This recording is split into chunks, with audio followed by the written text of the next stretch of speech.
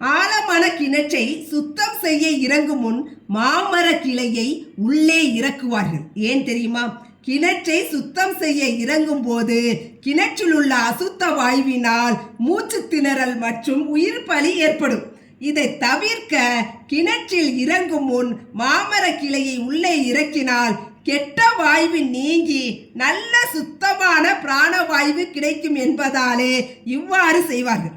அதோடு மட்டுமில்லாமல் வீட்டில் விசேஷ நாட்களில் மாவிலை தோரணங்கள் கட்டுவார்கள். அறிவியல் ரீதியாக பார்த்தால் அது கரியமில வாயுவை எடுத்துக்கொண்டு நமக்கு அதிகமான ஆக்சிஜனை கொடுக்கும்.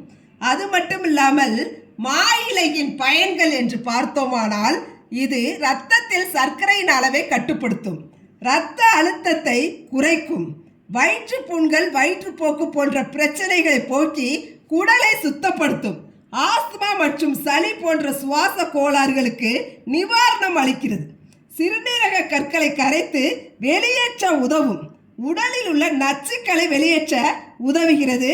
அது மட்டும் இல்லாமல் வைட்டமின் ஏ, வைட்டமின் சி நிறைந்துள்ளதால் இது முடி மற்றும் சரும ஆரோக்கியத்தை பாதுகாக்கிறது.